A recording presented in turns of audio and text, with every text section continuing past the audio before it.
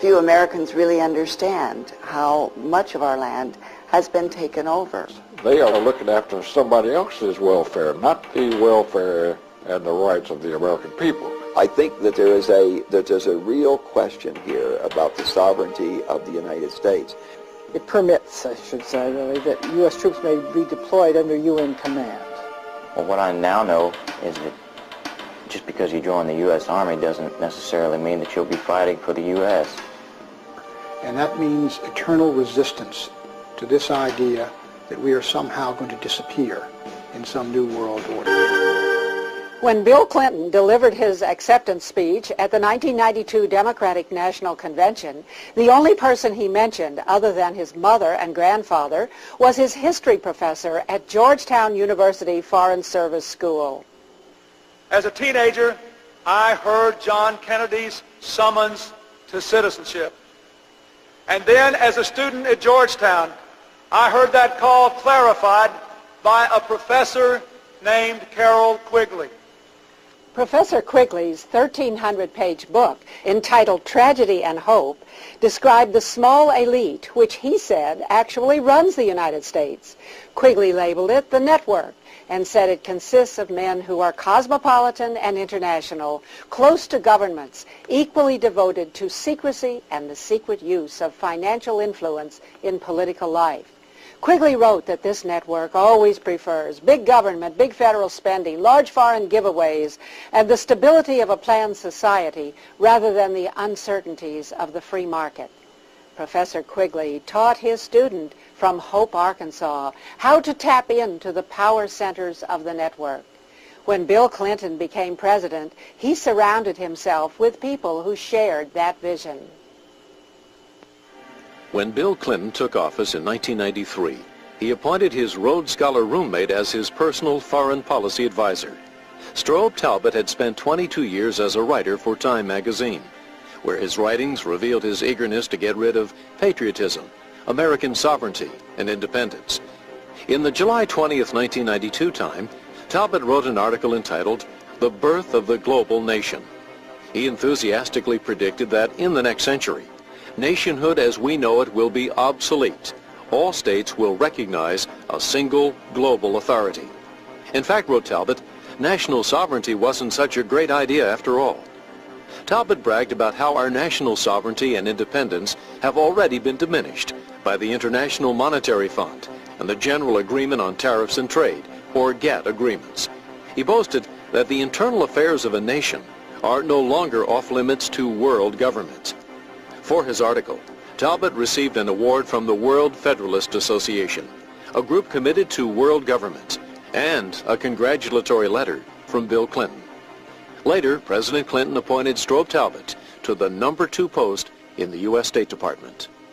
Strobe Talbott and those who dream of putting the United States under a single global authority know that Americans will never vote for world government.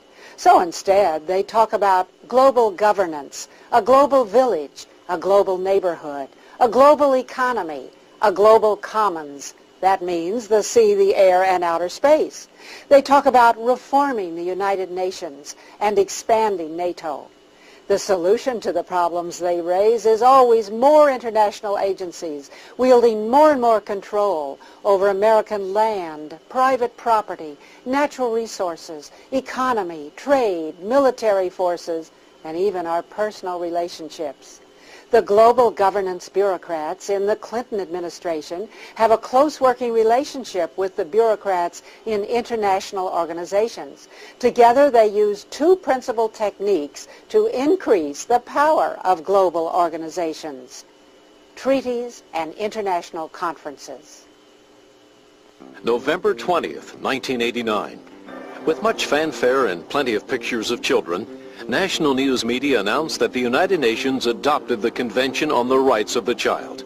The United Nations agreed that all countries should make sure that the rights of children everywhere are protected.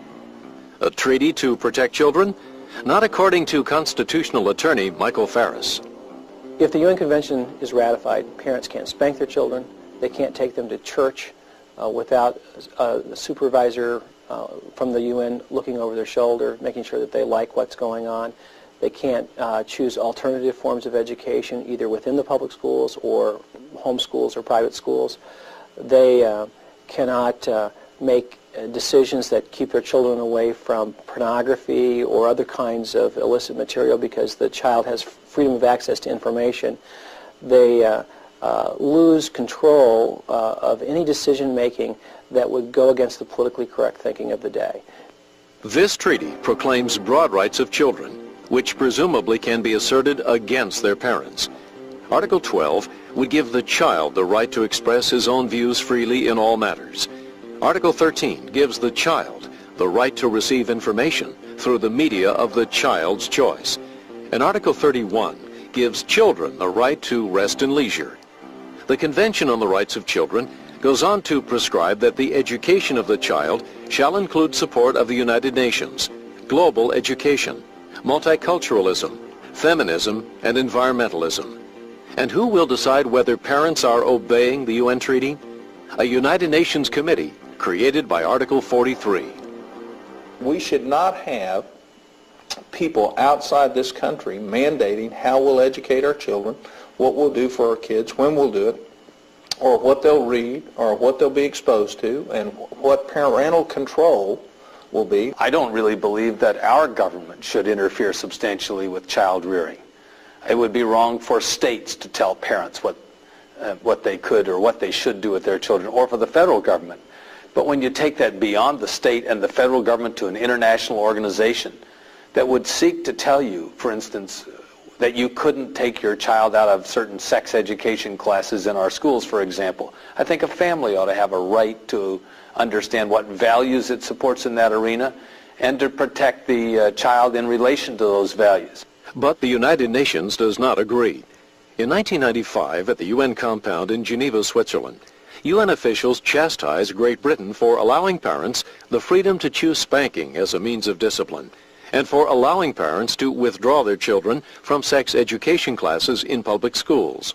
We have to understand that a treaty in the United States is the highest law of the land, co-equal with the Constitution, co-equal with federal laws passed in accordance with the Constitution. I'm not so much worried about the World Court enforcing it against American citizens as I am the United States District Court for the District of Maryland or New Hampshire or Rhode Island enforcing this decision based upon the tribunal's decisions from Geneva as to what the treaty means. The Children's Defense Fund, for example, could bring a lawsuit against a Christian school or a homeschooling family or a group of families and say that your homeschooling, your Christian school approach violates the UN Convention on the Rights of the Child, and it would be enforceable in American courts.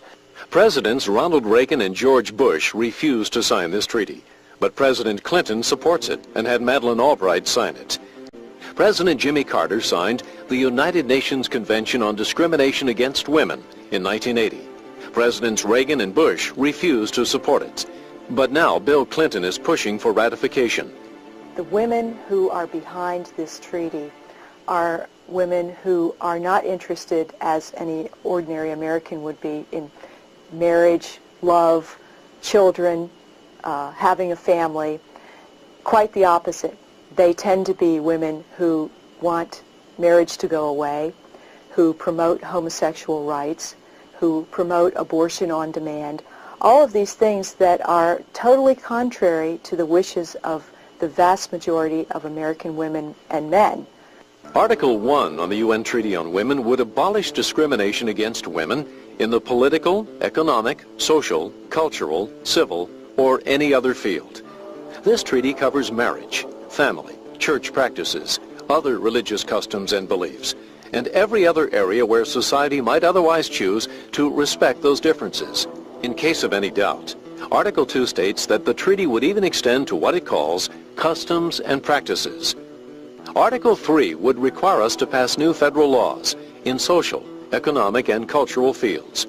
Article 16 levels a broadside attack on states' rights and would obligate the federal government to take over all family law, including marriage, divorce, child custody, and property.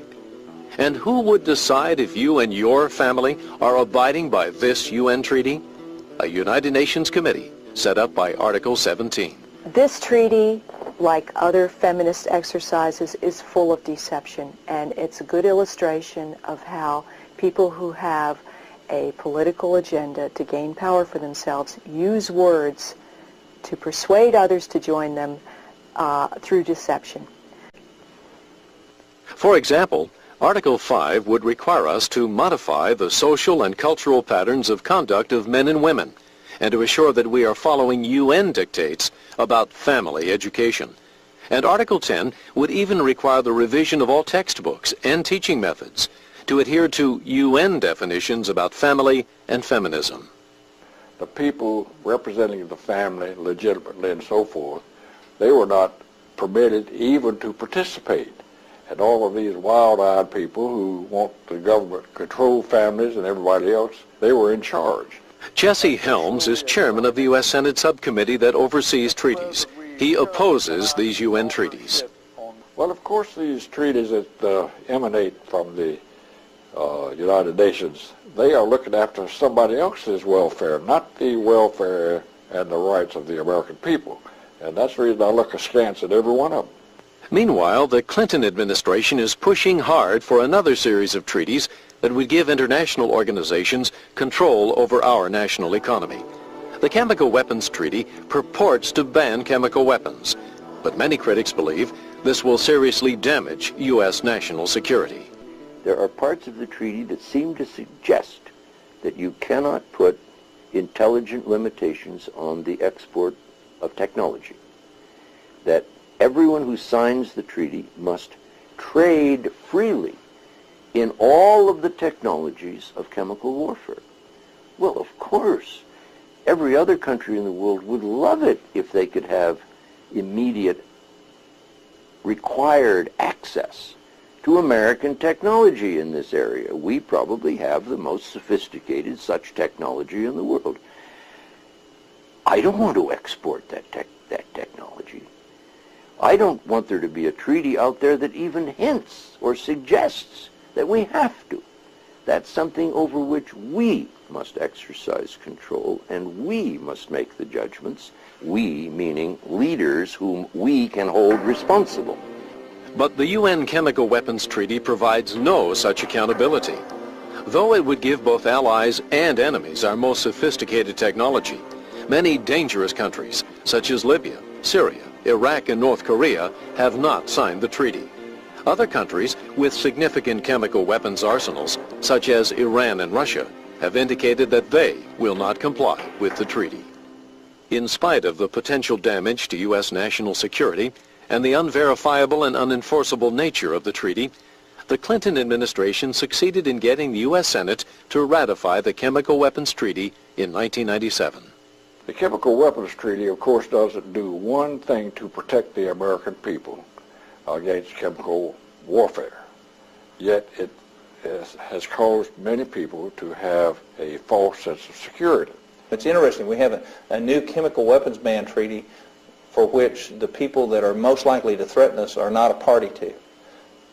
It's not much of a treaty. What did we accomplish with it? We accomplished nothing other than limiting ourselves to have a weak negotiating position with those very adversaries that we face today. Another dangerous UN treaty that would damage our national economy is the law of the sea.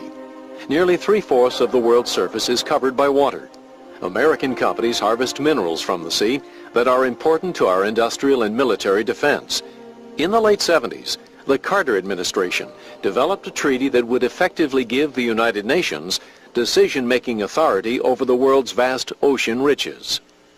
And we have succeeded in adopting a convention covering practically every aspect of the uses and resources of the sea.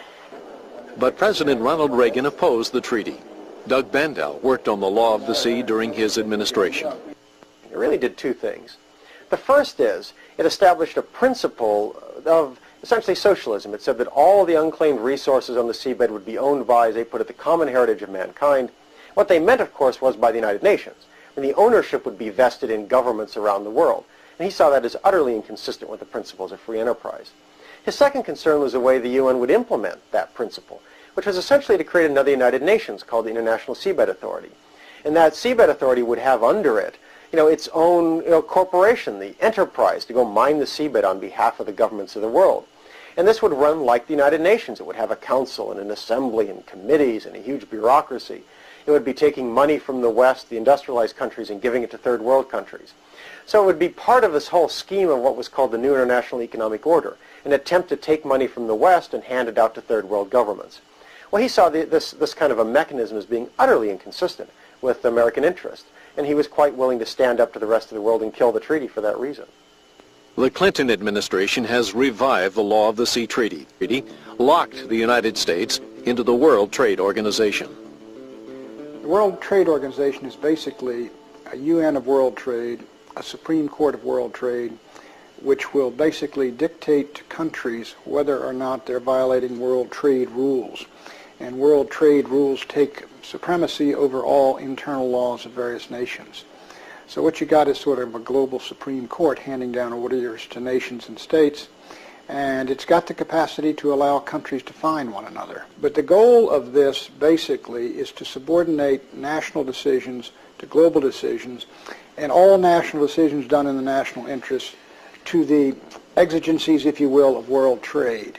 In other words, if your national decision interferes somehow with world trade, for example, if Americans have a Buy American policy, the World Trade Organization will come in and say, that violates global trade rules, you have to change your laws. The World Trade Organization, headquartered in Geneva, sets, administers, and enforces global rules of trade. It includes a legislature, an executive branch, and a Supreme Court that decides trade disputes, whose rulings cannot be vetoed by any nation. Despite assurances from GATT proponents that passage of this treaty would not interfere with the sovereignty of the United States, in its very first case, it ruled against the United States. The first country sued under the World Trade Organization was the United States of America. We were sued under it by the Venezuelans because we would not accept fuels that did not meet our clean air standard. Well, we worked long and hard to clean the air up in this country. We lost the suit in the World Trade Organization, and now a body of people in the World Trade Organization, most of them not our friends, most of them actually our enemies in terms of foreign policy, have now dictated that we'll import dirty fuel and burn dirty gasoline in California because we've signed a treaty, a GATT treaty.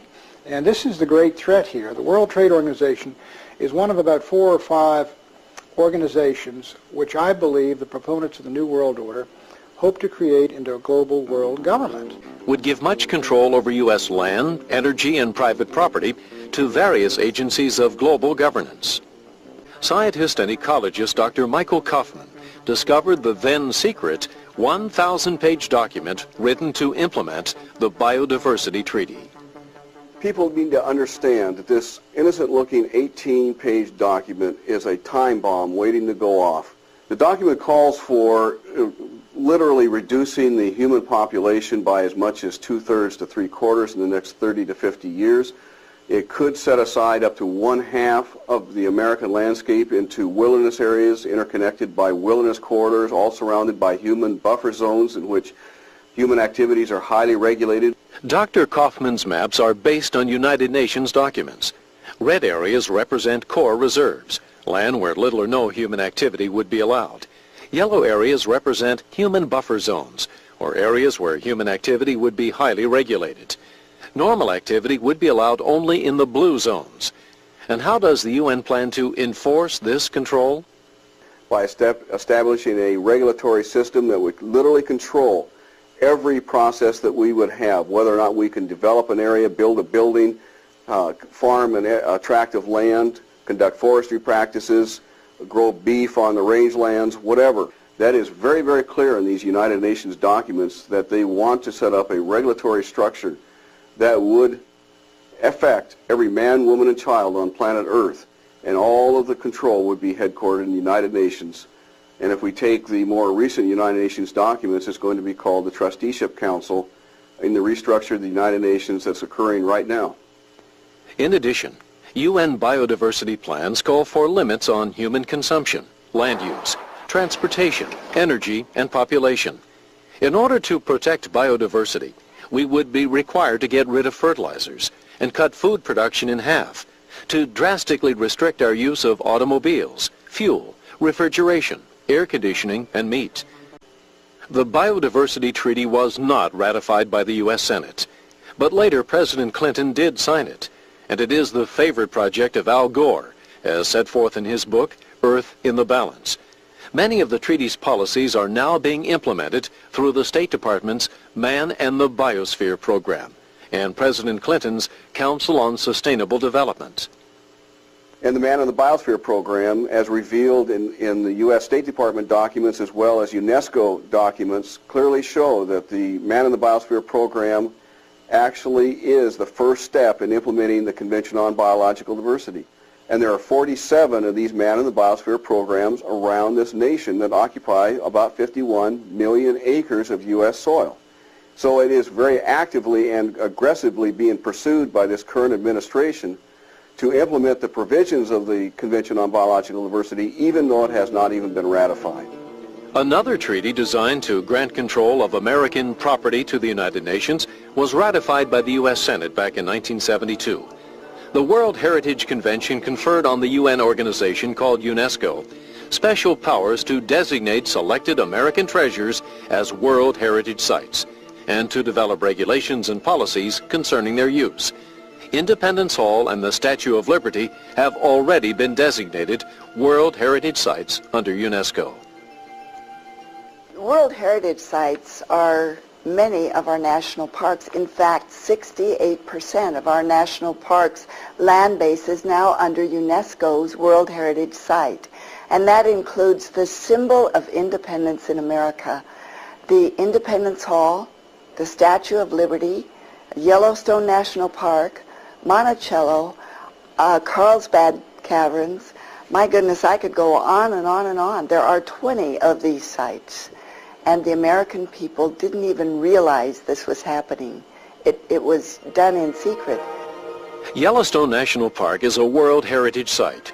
In 1995, a mining company tried to buy land outside the park to develop a gold mining operation.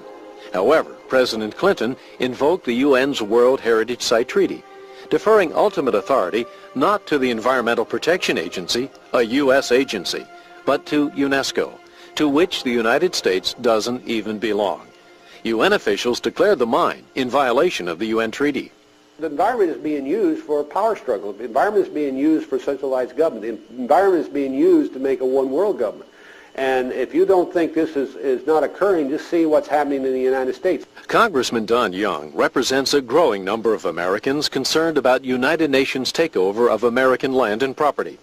He introduced the American Sovereignty Protection Act to restore authority for decisions about U.S. lands and property to the American government. This is an awakening call that we are facing a battle against those that want to destroy a great United States of America.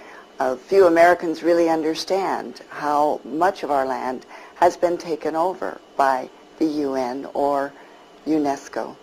All these treaties are dangerous attacks on American freedoms, national security, land ownership, and private property. Every one of these treaties involves setting up a new global bureaucracy that would have some kind of obnoxious control over American citizens, or our families, or our schools, or our businesses, or our use of natural resources and energy, or our land. And together they add up to what is meant by global governance. Treaties are one road to global governance. United Nations conferences are another. These global conferences pretend to be democratic conventions of representatives of more than 100 nations who come together to vote for plans they all agree on. Nothing could be further from the truth. The policies are all written ahead of time, and the so-called delegates are manipulated to produce what is called consensus. The consensus is never submitted to Congress, but the Clinton administration goes right ahead and carries out these policies anyway. The people from other countries who go to these international conferences seem to be envious of America's high standard of living and private property. In 1996, at the UN Habitat Conference in Istanbul, Turkey, the consensus decided that the United States should provide housing for people all over the world. And at the UN World Hunger Conference in Rome, the consensus decided that America should take on the task of feeding the whole world. Now President Clinton is planning on going to a world conference in Kyoto, Japan. It is widely predicted that the consensus in Kyoto will bind us to reduce U.S. energy consumption by 1/4, and that would have a devastating effect on America's standard of living and on the ability of U.S. wage earners to support their families. Senator Chuck Hagel co-sponsored a Senate resolution denouncing Clinton administration plans to sign the controversial global warming treaty. His resolution gained near unanimous support. There are essentially 5 major problems with the global warming treaty as it is now being conceived and probably presented. One, there's no clear, concise science that shows that the globe is warming up. At best, the science is contradictory, it's inconclusive, it's unclear. Second, the economic consequences. The economic consequences, we know for sure, would be disastrous, would be devastating to this country, driving industries out of this country.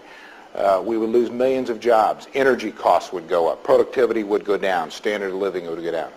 Third, if in fact you want to curb greenhouse gas emissions, you certainly don't do that by binding the developed nations and let all the other countries, 130 of the so-called non-developed countries, including China, India, Mexico, South Korea, and others, off, because they will be, within 10 to 15 years, the largest emitters of greenhouse gas emissions. Fourth, national sovereignty. This cuts right at the heart of national sovereignty of the United States of America. We, in essence, if we signed this treaty, would be saying we would allow an international body to come in and dictate to our industries, our businesses, our people, what they could do and what they couldn't do. Use of what energy, which sources of energy, the cost of energy. And fifth, national security implications. If this treaty was signed, it would have disastrous implications on our national security. It would mean that we would have to fly less. We would shut down many of our training programs for tanks, armored vehicles, for ships. To me, that the United Nations is not a place for open debate. It is not a place for people to share different ideas and for freedom to reign. It is a place instead where the United Nations has an agenda, and they have set the agenda beforehand, and people come to the table in order to find out what their working orders, what their marching orders are, and then they are to go back home and implement what the UN's agenda is. Who directed the consensus on women's and family issues? I mean, I shot this picture of Bella Abzug as she came to the opening ceremony in Beijing. My own description of her is that she was the Empress of Beijing. In the New York preparatory conferences prior to the conference in China, she was very visible on the floor of the General Assembly when they had the prep meetings, orchestrating action on the the various sections of the draft agenda that was going to be considered in Beijing. I mean, she had privileged access. Regular run-of-the-mill private citizen Americans could never have gotten access that Bella Abzug had. And she was like a symphony conductor, just orchestrating the whole thing. All the UN bureaucrats not only know Bella Abzug, but they defer to her, they speak of her with respect, they recognize her when she's in the audience, and they invite her to be involved in their meetings and conferences. Bella Abzug is one of the driving intellectual forces in shaping the UN agenda. And of course, her agenda is always what it has been. She was frank enough about it when she was in Congress. She is in favor of destroying the foundations of American society and family life and destroying the foundations of the American economy and replacing it with socialism. When the American delegation returned to the United States, Madeleine Albright announced that Beijing had produced an international women's movement of activists, advocates, and advisors to the nations of the world. The Clinton administration set up the President's Interagency Council on Women, a federal entity composed of high-level representatives from 30 federal agencies, whose mission is to implement the commitments under a document called Bring Beijing Home. Bella Abzug boasts that work is underway to promote her platform in high schools, colleges, and universities. And Congress and the American people never had the chance to vote on any part of it. The most revealing thing about the 3 UN conferences that I have attended is that they have a very set agenda. The United Nations is trying to impose its ideas on the rest of the world. But how are they going to pay for it? I attended a press conference by the World Bank when I was in Rome, and it was very clear that they plan to implement many of the ideas coming to consensus at these different conferences. And who is the biggest funder of the World Bank? The United States is. The global conference that had the least media coverage in the United States was the UN World Summit for Social Development held in Copenhagen, Denmark in 1995. That's where UN officials worked for consensus on a really extraordinary plan to finance their goals for global governance. At Copenhagen, James Gustav Speth, a Clinton-appointed UN official, called for a global tax on foreign exchange transactions. This plan would give the UN a steady flow of trillions of US dollars without any action by Congress.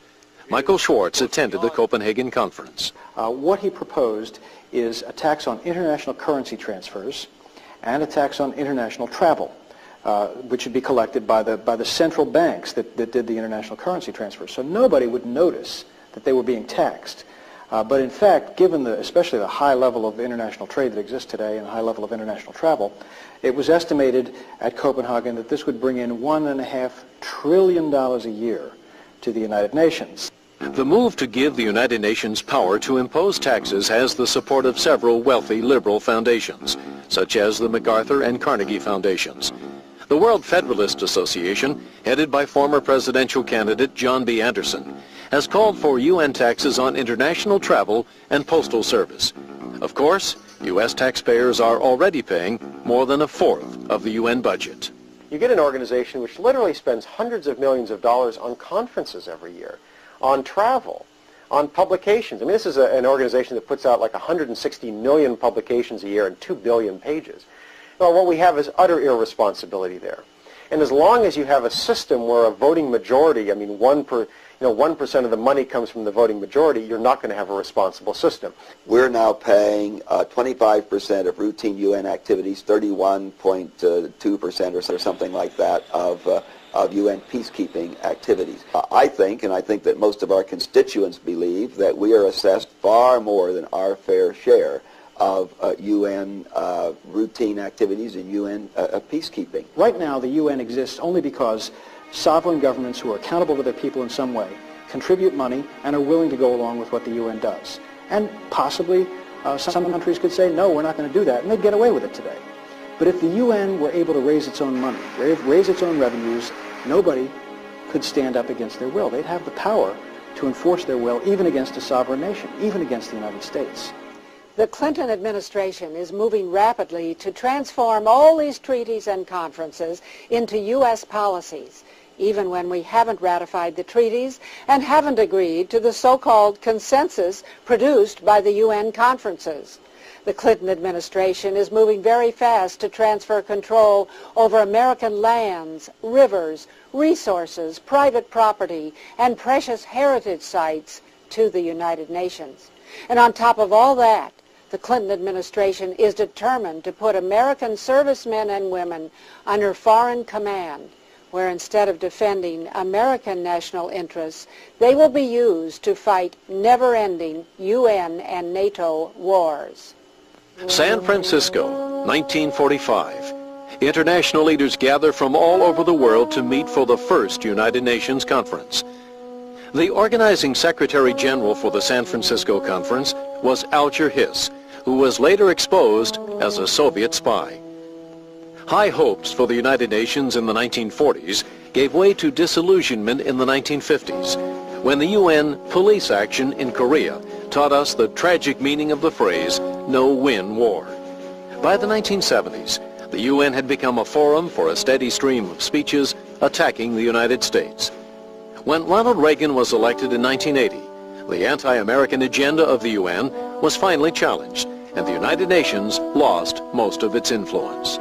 Reagan saw the UN really as acting very much against American interests. That it was being used by the Soviet Union, it was being used by a very radical third world majority that called itself the Group of 77. So he felt that the UN had to be dealt with very strongly. That's why he appointed Jeane Kirkpatrick, for example, somebody who, in his view, would go to the United Nations and take down that kick me sign off the United States. That would say, we're going to stand up for American interests, and that means opposing the UN when we need to. It means vetoing things when we need to. It means walking out of conferences when we need to. It means defunding organizations when we need to, UNESCO, for example. So he took a very tough stand. I mean, he was willing to have the United States participate, but his view was, we've got to transform the way we're there. But then President George Bush revived it in order to make it a sponsor of his Persian Gulf War. Bush introduced a new phrase to the American public. Out of these troubled times, our fifth objective, a new world order, can emerge. Now we can see a new world coming into view. A world in which there is the very real prospect of a new world order. President Bill Clinton was glad to define this new world order by demanding ratification of all the UN treaties that Presidents Reagan and Bush had rejected. The Clinton administration is pushing hard for the biodiversity and climate change treaties, for the Law of the Sea Treaty, and for the UN Treaty on Women, and for the UN Treaty on the Rights of the Child. And the global governance advocates of the Clinton administration are also demanding a new and controversial role for America's armed services. Somehow I don't feel that President Clinton distinguishes in quite the same way that President Reagan did between the United States and the United Nations. I think President Reagan had a very strong sense of American identity and of American citizenship. And I think he was very deeply attached to the American tradition and to American men and women, but to American freedom. And in May of 1994, Bill Clinton signed Presidential Decision Directive 25. This changed the mission and purpose of America's armed forces. PDD 25 authorizes the President to deploy U.S. forces into conflict without the consent of the Congress. That bothers me a lot because our Constitution requires that a declaration of war requires the consent of the Congress. Two, I'm bothered by the fact that it permits, I should say, really, that U.S. troops may be deployed under UN command. What makes UN command so very dangerous is that it would put U.S. forces under commanders and with other groups with whom they, are not familiar, with whom they have never exercised, whose language they do not speak, and who do not know them and don't know what they can do and what they can't do. So I think that the capacity for damage and the danger is really magnified under any kind of operation that takes place under UN command. Witness Somalia. Under PDD 25, American troops were sent into that country's civil war under foreign command as so-called UN peacekeepers. American forces were ambushed, leaving 18 American soldiers killed, plus 54 wounded. On television that evening, Americans saw Somalians dancing on jeeps and dragging a dead American serviceman through the streets. Our Rangers should not have been in the streets of Mogadishu unless we had complete operational control. U.S. forces were not sufficiently heavily armed. They had asked for, their commanders, their American commanders, had asked for heavier armor and heavier weapons, and they had been turned down under the peacekeeping policies that were formulated by the same people that formulated PDD 25. Parents of two of the slain American soldiers spoke to a Senate subcommittee. I told the President today that Casey did die in vain. My son's death served no purpose. His courage and sacrifice have been wasted. When Al Gore, our Vice President, tells the parents of the young men who were shot down in that friendly fire helicopter accident over Iraq, you should be proud of your son who died as a UN soldier. That was a wake-up call to a lot of Americans. As a congresswoman, it bothers me because most young men and women who sign up for service in the United States Armed Forces pledge to give their all, their life, their liberty, their pursuit of happiness. They lay everything they have on the line to serve America. But most young men and women wouldn't lay everything they have on the line to serve another nation. Army Specialist Michael New is a decorated American soldier with an exemplary record of service. On October 2nd, 1995, Michael New's Army commanders informed him that he would soon be ordered to Macedonia as part of a UN peacekeeping operation. But unlike previous U.S. involvement in UN exercises, this mission would be different. When we fought in Korea, we fought there as U.S. soldiers, side by side with soldiers from other countries in pursuit of a UN goal, with the understanding that we also had a vital national interest that was being pursued there. When our soldiers go to Macedonia, they go there in effect as UN soldiers. They wear the UN insignia. They give up their Department of Defense, their DOD identification card. This is the first time in history where we've had all the combination of factors of UN foreign commanders, UN uniforms, and clear direction to stop being exclusively a United States soldier. Taking the UN identity card, for example, into Macedonia was one of the requirements. When the order first came down, I was stunned. I was shocked. It just struck me as wrong. How could they do that to me? How could they ask me to swear an oath of loyalty to America and then expect me to turn around and forget about that oath by putting on someone else's uniform? Michael New decided to approach his commanding officer. I went to my commander, and I told my commander, very simply, I took an oath to defend the Constitution of the United States of America against all enemies, foreign and domestic. My Army enlistment oath is to the Constitution, and in that oath I cannot find any reference to the United Nations. Specialist New was court-martialed for refusing to wear the UN uniform. Michael New's case is the first time where there's a real test of the sovereignty of the United States of America in a way that positions the Constitution against internationalist thinking. And the question is, does the United States government have to obey the laws of the United States in the area of deploying our troops? And I think it's a very important question that we answer. Well, what I now know is that just because you join the U.S. Army doesn't necessarily mean that you'll be fighting for the U.S.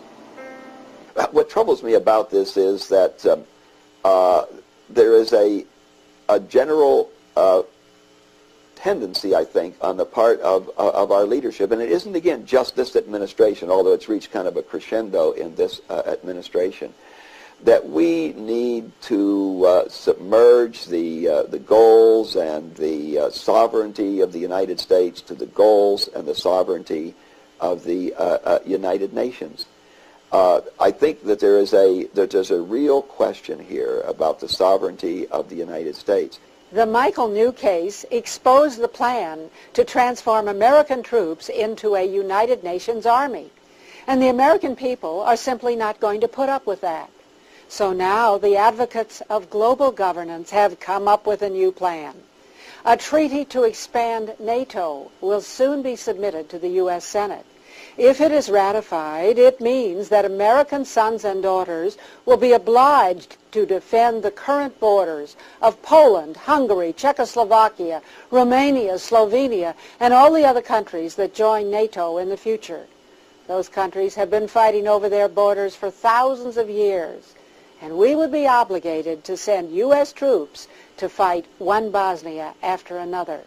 NATO expansion might not be the worst U.S. foreign policy initiative of the 20th century, but it definitely ranks in the top 3 or 4. Ted Galen Carpenter is a vice president for foreign policy at Washington's Cato Institute and has written extensively about NATO policy. It would antagonize Russia, possibly leading to a Russian-Chinese alliance. It would undermine pro-Western Russian Democrats. It would create security commitments that we could not fulfill to the new East European members of NATO without a U.S. nuclear guarantee, and it would entangle us in any number of potential Bosnia-style crises in Central and Eastern Europe. It is a dreadful, potentially catastrophic idea. The advocates of global governance are all around us. Public school textbooks are filled with concepts about world citizenship rather than American independence, about protection of the earth and biodiversity rather than human rights, and about definitions of the family to conform to the feminist consensus in Beijing and the UN treaties about women and the child. The National Education Association passes a resolution every year calling for global education in the schools. I received this letter from Walter Cronkite, the longtime icon of television news, asking me to contribute to the campaign for global change. He urged a global call for a reinvigorated United Nations, permanent UN peacekeeping forces, an international court, and a strong commission for sustainable development that would restrict our private property rights. Global treaties and conferences are a direct threat to every American citizen. They are an assault on your right to raise and educate your children as you see fit. They are an attack on your ownership of your private property and on American ownership of our national treasures, such as our national parks. They are an attack on your pocketbook, because if the UN ever gets taxing power, there's no limit to how much of our money it can grab. And they are an attack on the American standard of living, because their goal is to steal American wealth and redistribute it to the rest of the world. Global treaties and conferences are an assault on the soul and the sovereignty of America, because they mean that young American men and women will be sent around the world on phony peacekeeping expeditions.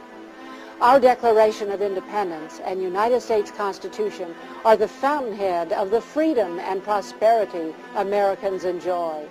That freedom is threatened now. The price of liberty is eternal vigilance. It's time for Americans to be vigilant so that treaties and conferences do not steal our precious and unique heritage. That's why we produce this program, so that you and other Americans will know the truth, and together we will resist global governance. Watch for treaty votes in the U.S. Senate. Make your voice heard when it counts, and show this program to your friends. Truth is the best weapon against global governance.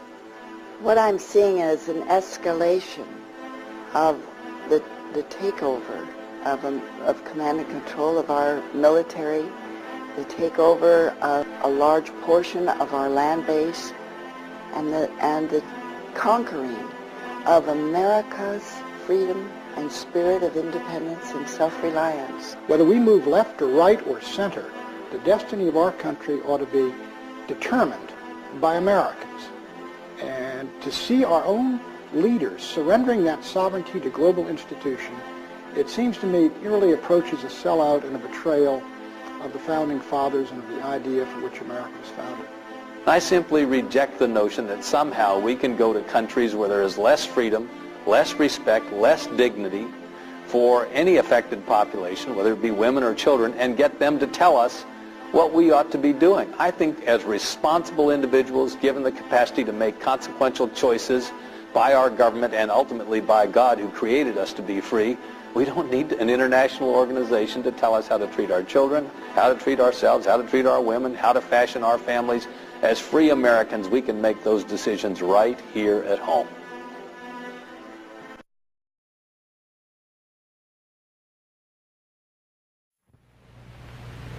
Hello. In the traditional motion picture story, the villains are usually defeated. The ending is a happy one. I can make no such promise for the picture you're about to watch. The story isn't over. You and the audience are part of the conflict. More human beings were slaughtered in the 20th century than in all previous centuries combined.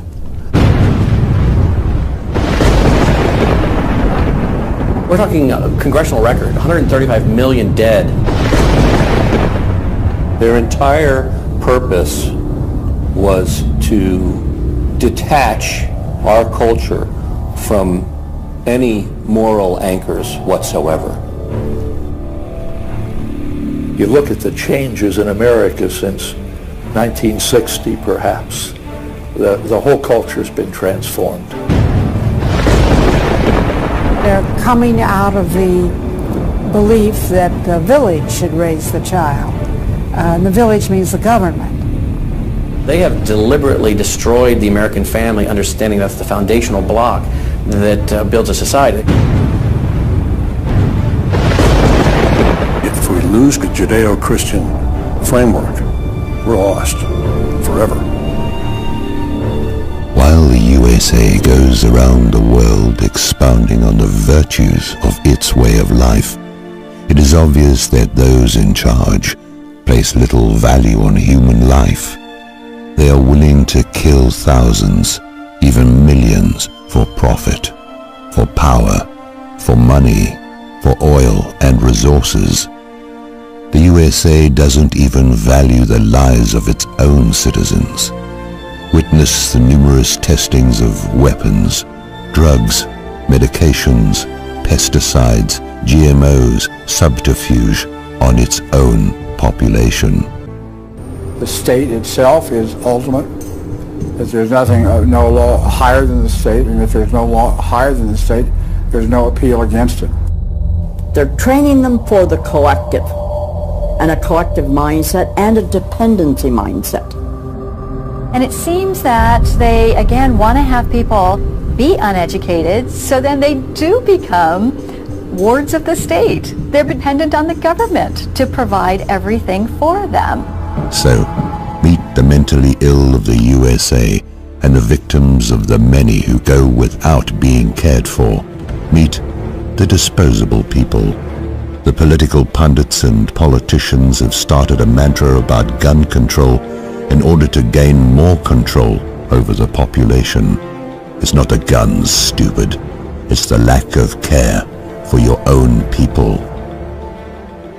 It is suggested that the USA get its own house in order before dictating to the rest of the world. Use the many blessings and resources of the land, the people, for your own, and not for trotting around the globe, killing others for profit, whilst those at home suffer. The capitalist system sees people as a disposable commodity, to be thrown out if not productive or useful in some way. The American dream. You have to be asleep to believe it. Once people figure it out, they're going to do what people everywhere do. They're going to start protesting, and they're going to start revolting. And when that happens, that's when the powers that be feel threatened, and they use the power that they have.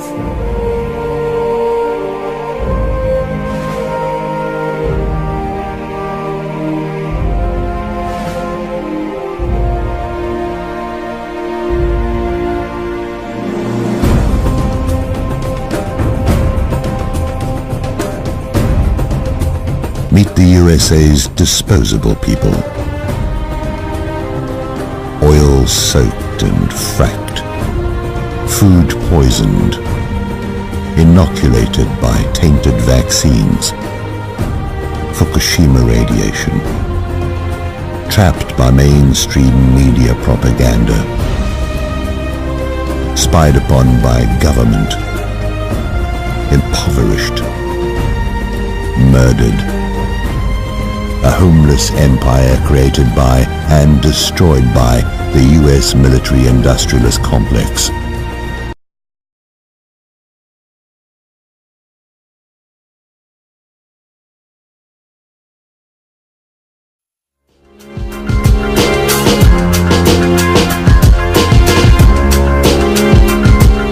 In 2005, an arrangement between Canada, Mexico, and the United States was made.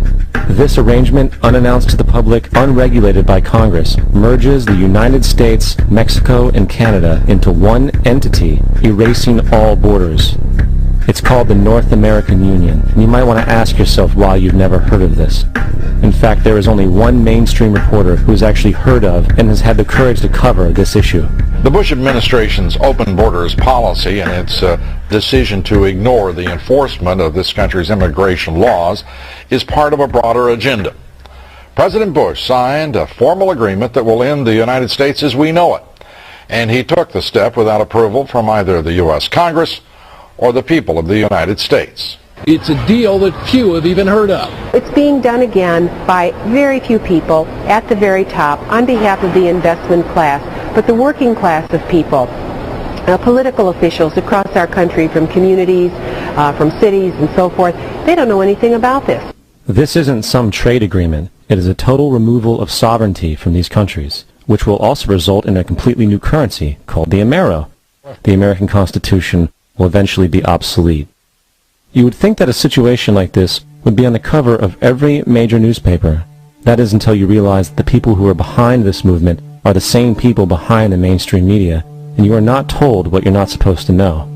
The North American Union is the same concept as the European Union, the African Union, and the soon-to-be Asian Union, and the same people are behind all of them.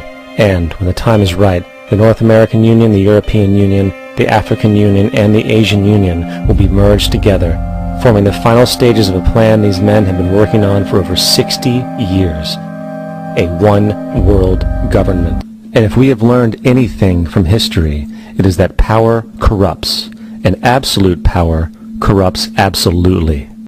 This is Aaron Russo, a filmmaker and former politician. To his left is Nicholas Rockefeller of the infamous Rockefeller banking and business dynasty. After maintaining a close friendship with Nicholas Rockefeller, Aaron eventually ended the relationship, appalled by what he had learned about the Rockefellers and their ambitions. And now they're going to do Iran, you know, and so one thing leading to another, leading to another, leading to another. Now I would say to them, what are you doing this for? What's the point of this thing? You have all the money in the world you ever want. You have all the power. I said, you know, you're hurting people. It's not a good thing. And he would say, what do you care about the people for? Take care of yourself and you take care of your family. And then I said to him, what are the ultimate goals here? He said, the ultimate goal is to get everybody in this world chipped with the RFID chip and have all money be on those chips and everything on those chips. And if anybody wants to protest what we do or violate what we want, we just turn off that chip. The card is equipped with a Verichip RFID tracking module, which will use radio frequencies to track your every move on the planet. If this sounds foreign to you, please note that the RFID tracking chip is already in all new American passports. And the final step is the implanted chip, which many people have already been manipulated into accepting under different pretenses. We have a Florida family who are really pioneers in a brave new world. They have volunteered to be the first ever to have microchip identification devices implanted into their body. After 9/11, I was really concerned with the security of my family. In the end, everybody will be locked into a monitored control grid where every single action you perform is documented. And if you get out of line, they can just turn off your chip, for at that point in time, every single aspect of society will revolve around interactions with the chips. This is the picture that is painted for the future if you open your eyes to see it. A centralized one-world economy where everyone's moves and everyone's transactions are tracked and monitored, all rights removed. The most incredible aspect of all. These totalitarian elements will not be forced upon the people. The people will demand them. For the social manipulation of society through the generation of fear and division has completely detached humans from their sense of power and reality. A process which has been going on for centuries, if not millennia. Religion, patriotism, race, wealth, class, and every other form of arbitrary, separatist identification and thus conceit has served to create a controlled population, utterly malleable in the hands of the few. Divide and conquer is the motto, and as long as people continue to see themselves as separate from everything else, they lend themselves to being completely enslaved. The men behind the curtain know this. Decisions in the 21st century. Can a microscopic tag be implanted in a person's body to track his every movement? There's actual discussion about that. You will rule on that, mark my words, before your tenure is over. A new world order. A new world order. A new